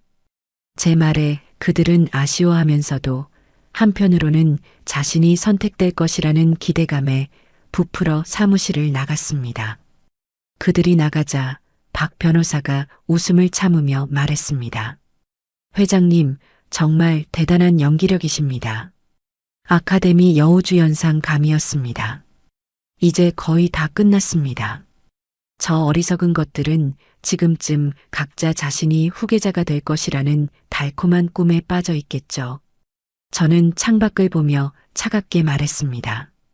일주일 뒤 그들이 받게 될 것은 달콤한 유산이 아니라 그들의 인생을 송두리째 파멸시킬 냉혹한 계약서라는 사실을 꿈에도 모른 채 말입니다. 마지막 무대에 막이 오를 시간이 점점 가까워지고 있었습니다. 약속의 일주일이 흐르는 동안 제 식당 안에는 폭풍전야의 고요함과도 같은 기묘한 긴장감이 흘렀습니다. 세 자식은 각자 자신의 계획안이 채택될 것이라는 망상에 빠져 서로를 향해 승자의 여유로운 미소를 지어 보이면서도 등 뒤로는 날카로운 경계심을 늦추지 않았죠. 그 모습은 마치 투기장의 검투사들이 결전의 순간을 앞두고 마지막 남은 와인을 음미하는 것과도 같아 보였습니다. 물론 그 와인이 독배라는 사실은 까맣게 모른 채 말입니다. 마침내 저는 세 사람을 다시 제 사무실로 불렀습니다. 이번에는 그들의 얼굴에 지난번과 같은 초조함 대신 헛된 자신감과 탐욕스러운 기대감이 노골적으로 드러나 있었어요. 저는 여전히 병색이 완연한 얼굴로 박 변호사가 건네주는 물을 힘겹게 마시며 입을 열었습니다. 일주일 동안 너희들의 계획안을 몇 번이고 다시 읽어보았다. 그리고 아주 어려운 결정을 내렸다. 세 사람의 마른 침 삼키는 소리가 조용한 사무실 안을 울렸습니다. 나는 너희 중 누구 하나를 선택하는 대신 너희 모두의 꿈을 지원해 주기로 마음먹었다. 네. 세 사람은 동시에 되물었습니다. 그들의 얼굴에는 기쁨보다 당혹감이 먼저 스쳤죠. 제가 한 명을 지목하여 후계자로 삼을 것이라 예상했지. 이런 파격적인 결정을 내릴 것이라고는 상상도 못했던 모양입니다. 저는 미소를 지으며 첫째 부부를 바라보았습니다. 이기태, 김지연. 너희 두 사람의 프리미엄 브랜드와 세계화에 대한 비전은 아주 인상 깊었다. 그래서 나는 우리 회사의 자회사로 명순 글로벌 프리미엄이라는 새로운 법인을 설립하기로 했다. 그리고 그 법인의 공동대표이사로 너희 두 사람을 임명하겠다. 대표이사? 그 직함이 지연의 귀에 박히는 순간 그녀의 입이 떡 벌어졌습니다. 기태 역시 흥분을 감추지 못하고 주먹을 꽉 쥐었죠. 정말이십니까, 어머니? 물론이다. 너희에게 신규 법인의 예산, 마케팅, 인사까지 모든 운영 권한을 위임하겠다. 너희의 능력을 마음껏 펼쳐 보이거라. 박 변호사가 기다렸다는 듯이 두툼한 서류철을 그들 앞에 내밀었습니다. 법인 운영 권한 위임 계약서라는 거창한 제목이 붙어 있었죠. 이 계약서는 두 분을 신규 법인의 대표이사로 임명하고 그에 따른 모든 권한과 책임을 명시하는 서류입니다. 여기 서명하시면 두 분은 오늘부터 명순 글로벌 프리미엄의 주인이 되시는 겁니다. 박 변호사는 일부러 책임이라는 단어에 힘을 주었지만 주인이라는 달콤한 말에 취한 두 사람은 그 의미를 전혀 알아채지 못했습니다. 그 계약서는 사실 법인 운영 실패 시 발생하는 모든 부채를 대표이사인 두 사람이 개인 자격으로 연대 보증하고 지난 2달간의 특별 교육에 대한 비용으로 수억 원의 연수비를 회사에 지불해야 한다는 내용이 담긴 노예 계약서였습니다.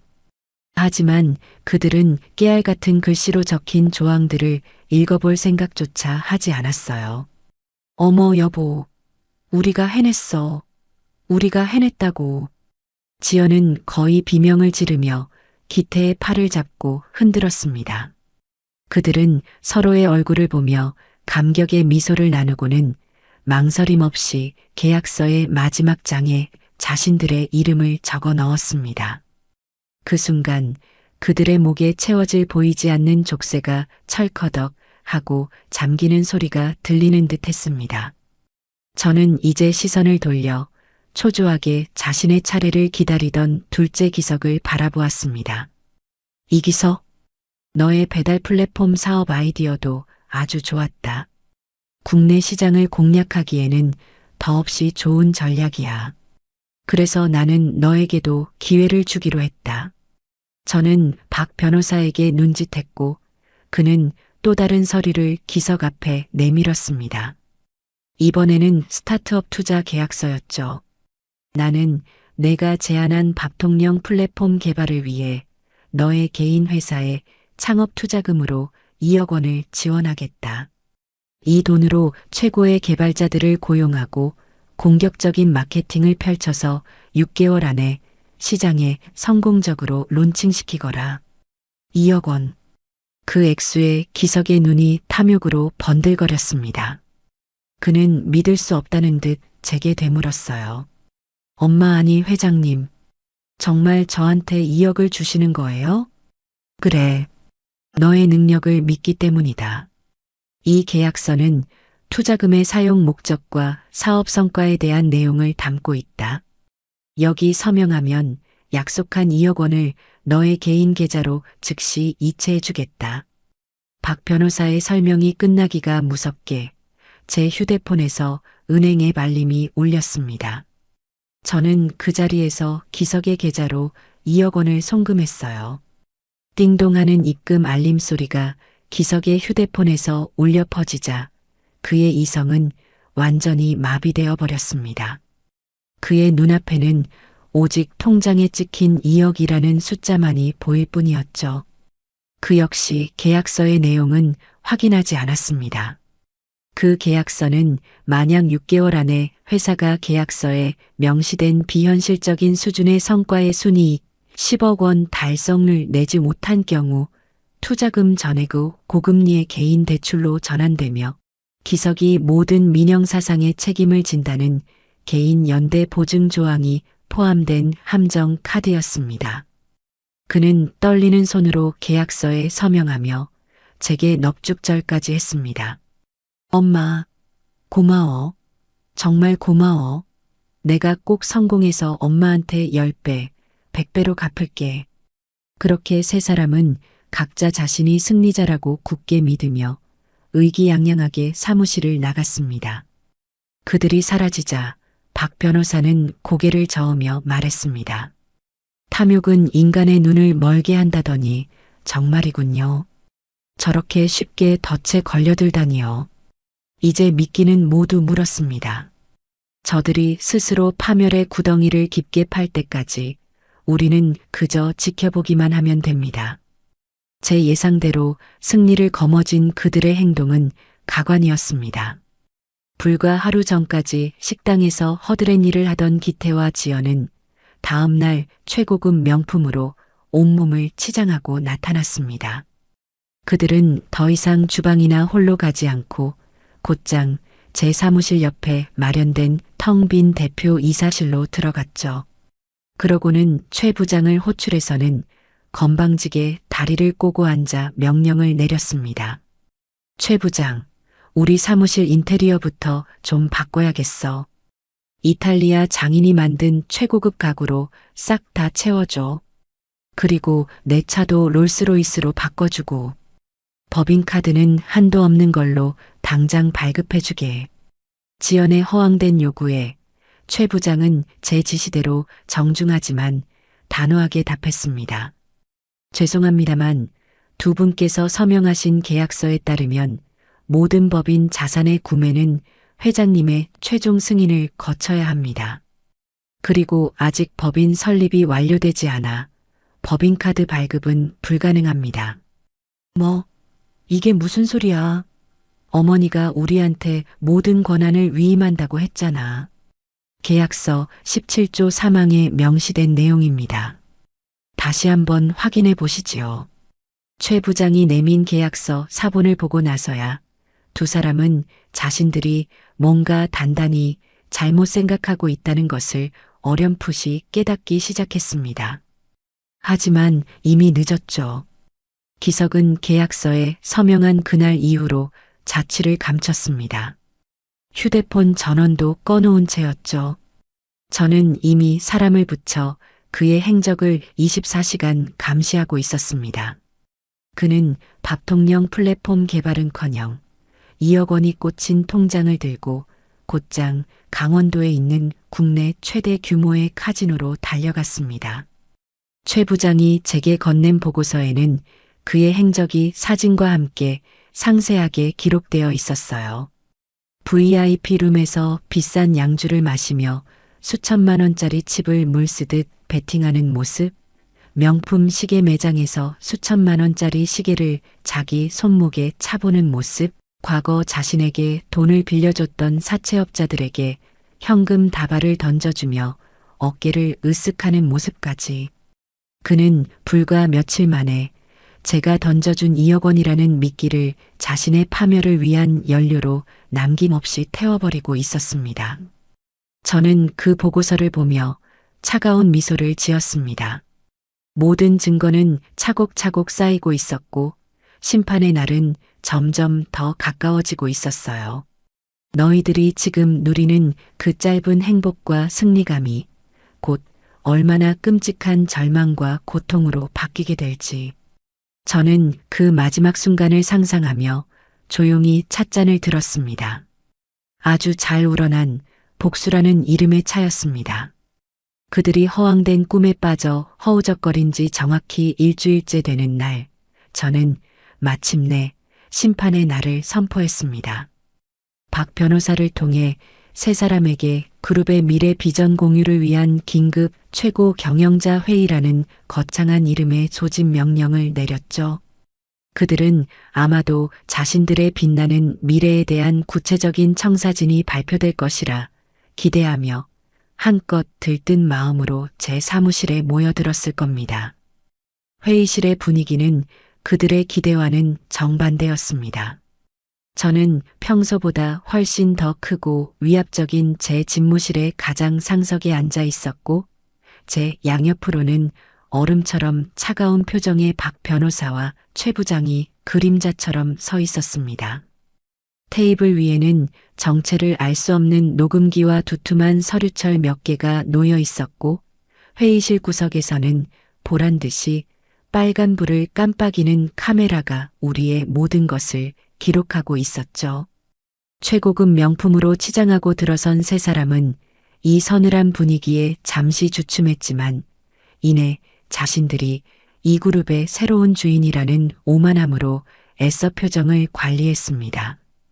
어머니, 무슨 좋은 소식이라도 있으신가요? 표정이 너무 어두우신데요. 지연이 특유의 가식적인 미소를 지으며 말했습니다. 저는 아무런 대답도 하지 않았어요. 대신 나지막하지만 회의실 전체를 울리는 목소리로 말했죠. 미래를 이야기하기 전에 우리가 잠시 잊고 있던 과거를 먼저 복습할 필요가 있을 것 같구나. 저는 말없이 테이블 위에 놓인 녹음기의 재생 버튼을 눌렀습니다. 그래서 나더러 어쩌라고? 나도 지금 회사 자금 사정이 안 좋아서 죽겠어. 그리고 엄마가 나한테 해준 게 뭐가 있다고 이제 와서 돈 타령이야. 저희한테 손 벌릴 생각은 마세요. 솔직히 말해서 저희도 어머님 때문에 골치 아프기 싫어요. 그냥 운명이다 생각하고 받아들이세요. 엄마 때문에 내 인생까지 발목 잡힐 순 없잖아. 그냥 조용히 정리하고 가시는 게 우리 모두를 위하는 길이야. 10년 전 병원 복도와 전화기 너머에서 들려오던 자신들의 목소리가 스피커를 통해 흘러나오자 세 사람의 얼굴은 순식간에 새하얗게 질려버렸습니다. 웃음기는 완전히 사라졌고 눈동자는 공포와 혼란으로 미친 듯이 흔들렸어요. 그들은 마치 유령이라도 본 사람들처럼 스피커와 저를 번갈아 쳐다보며 아무 말도 하지 못했습니다. 녹음이 끝나고 지독한 침묵이 회의실을 감쌌습니다. 저는 그 침묵을 깨고 얼음처럼 차가운 목소리로 물었습니다. 기억나느냐? 너희들이 너희를 낳아준 어미에게 죽음의 문턱에서 마지막으로 손을 내밀었던 내게 어떤 말을 했는지 이제 똑똑히 기억나? 어머니. 이건 조작된 거예요. 저희는 그런 말 한 적 없어요. 기태가 필사적으로 부인했지만 그의 목소리는 양심의 가책으로 심하게 떨리고 있었습니다. 바로 그때 제 옆에 서 있던 박 변호사가 앞으로 한 걸음 나섰습니다. 그는 마치 사형 선고를 내리는 판사처럼 냉정하고 사무적인 목소리로 입을 열었죠. 지금부터 여러분이 서명하신 계약서의 법적 효력에 대해 설명해 드리겠습니다. 그는 먼저 기태와 지연 앞에 놓인 법인 운영권한 위임 계약서 사본을 집어들었습니다. 이기태 씨, 김지연 씨 두 분은 이 계약서에 따라 명순 글로벌 프리미엄의 공동대표이사로 임명되셨습니다. 축하드립니다. 그의 비아냥 섞인 축하 인사에 두 사람은 어리둥절한 표정을 지었습니다. 하지만 계약서 17조 3항에 따르면 법인 운영 중 발생하는 모든 금전적 손실과 법적 책임은 대표이사인 두 분께서 개인 자격으로 무한연대 보증을 서도록 되어 있습니다. 박 변호사는 잠시 말을 멈추고 겁에 질린 두 사람을 쳐다본 뒤 말을 이었습니다. 또한 계약서 24조 1항 특별 임원 연수 프로그램 조항에 의거하여 두 분은 지난 2달간 회장님으로부터 직접 경영 연수를 받으셨습니다. 해당 연수 비용은 1인당 2억 5천만 원, 합계 5억 원으로 책정되었으며 이 비용은 신규 법인에 대한 두 분의 채무로 기록됩니다. 즉, 두 분은 아직 설립되지도 않은 회사에 5억 원의 빚을 진 채로 시작하게 되시는 겁니다. 뭐라고요? 5억? 말도 안 돼. 이건 사기야. 지연이 날카롭게 비명을 질렀습니다. 사기라니요? 두 분께서 직접 서명하신 합법적인 계약입니다. 그리고 이 채무를 모두 변제하실 때까지 두 분은 계약서 31조 2항에 따라 본사 직영점에서 최저 시급을 받으며 특별 근로에 임하셔야 합니다. 다시 말해 두 분은 어제부로 다시 설거지와 홀 청소 담당으로 복귀하신 겁니다. 앞으로 약 20년간은 휴일도 없이 일하셔야 빚을 다 갚으실 수 있겠군요. 박 변호사의 설명이 끝나자 지연은 그 자리에 실신하듯 쓰러졌고 기태는 이성을 잃고 그에게 달려들려 했습니다.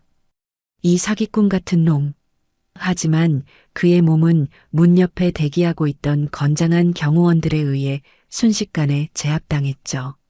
박 변호사는 그 소라는 안중에도 없다는 듯 이제 시선을 돌려 완전히 넋이 나간 기석을 바라보았습니다. 이기석 씨, 이제 당신 차례군요. 그는 스타트업 투자 계약서와 함께 또 다른 두툼한 서류철을 테이블 위에 펼쳤습니다. 그 서류철 안에는 기석이 카지노와 명품 매장에서 흥청망청 돈을 쓰고 있는 모습이 담긴 수십 장의 사진과 카드 사용 내역서가 들어 있었어요. 당신은 투자금 2억 원을 사업 목적이 아닌 개인의 유흥과 노름 자금으로 탕진했습니다. 이는 명백한 계약 위반이자 사기 및 횡령에 해당합니다. 박 변호사는 차갑게 말했습니다.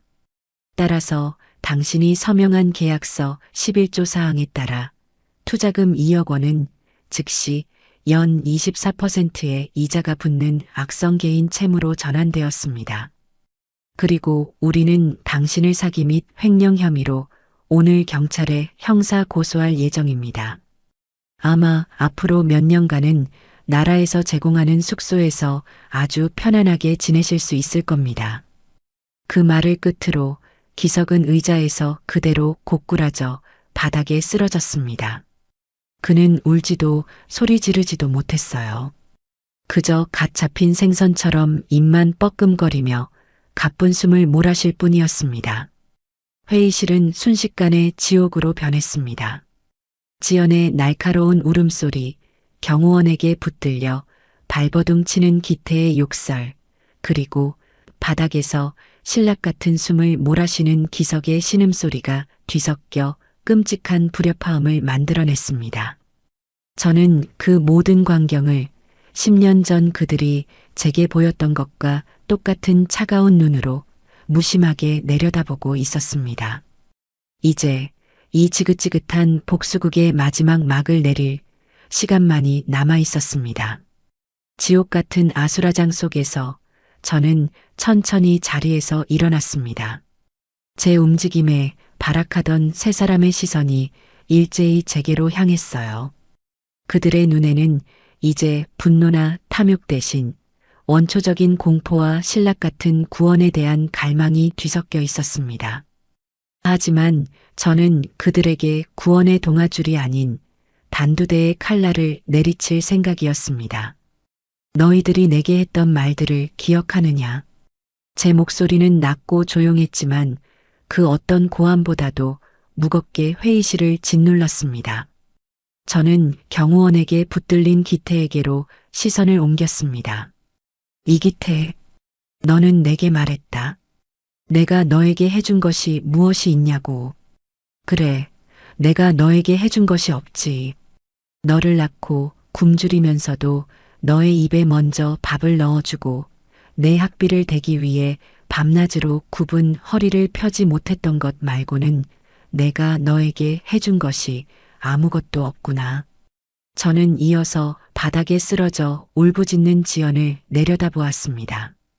김지연, 너는 내게 말했다. 운명이다 생각하고 받아들이라고. 그래, 나도 이제야 내 운명을 받아들이기로 했다.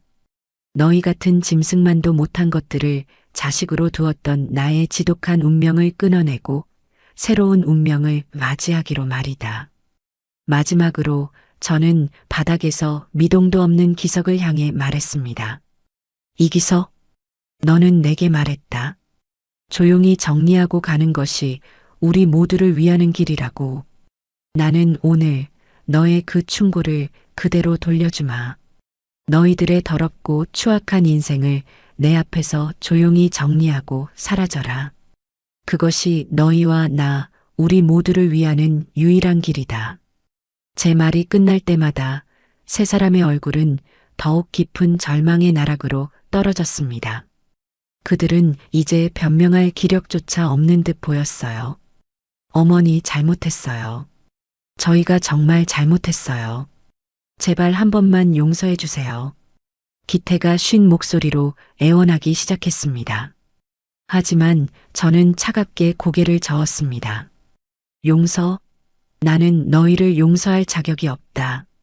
용서는 신에게나 빌 거라. 나는 다만 너희가 저지른 죄의 대가를 치르게 할 뿐이다. 저는 박 변호사에게 눈짓했습니다.